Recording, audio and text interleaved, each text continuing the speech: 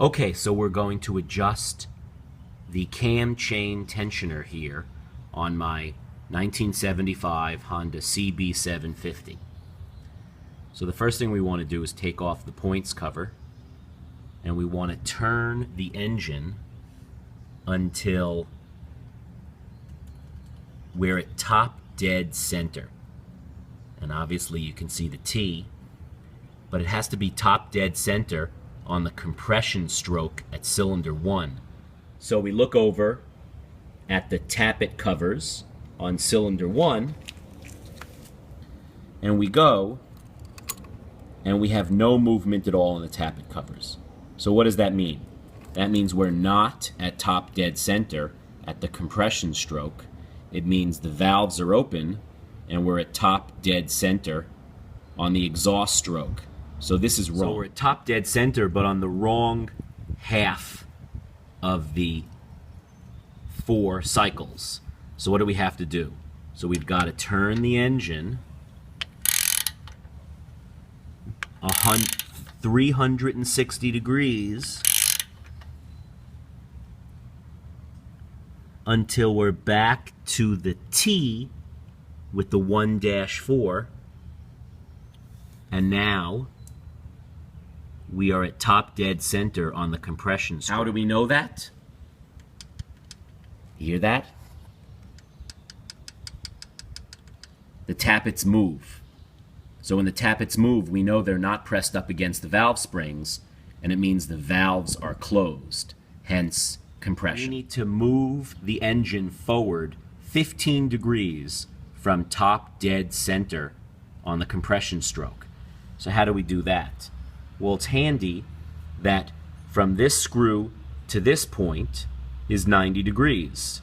So you can kind of cut it in half, and that's 45.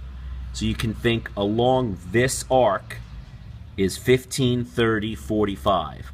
So 15 degrees is pretty much about the distance from the screw to the bar right here.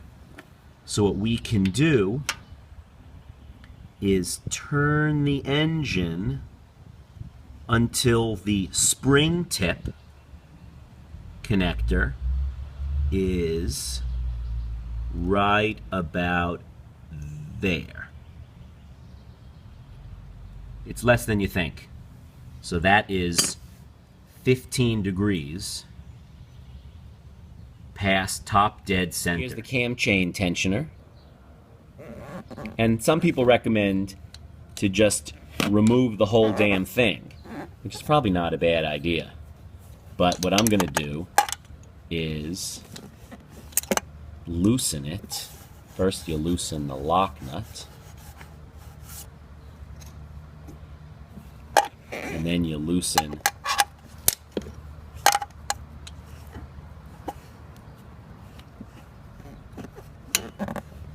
the entire thing. Let's see if it's going to have some. So we get it down a couple turns until we know it's off of the post.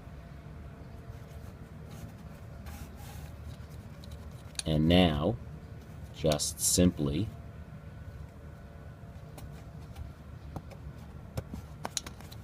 tighten it up again.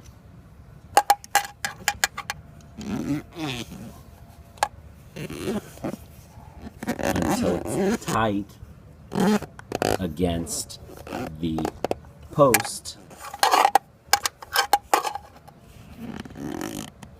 And we should go back to having a lovely sewing machine sound, and the ticking and valve train noise should be less.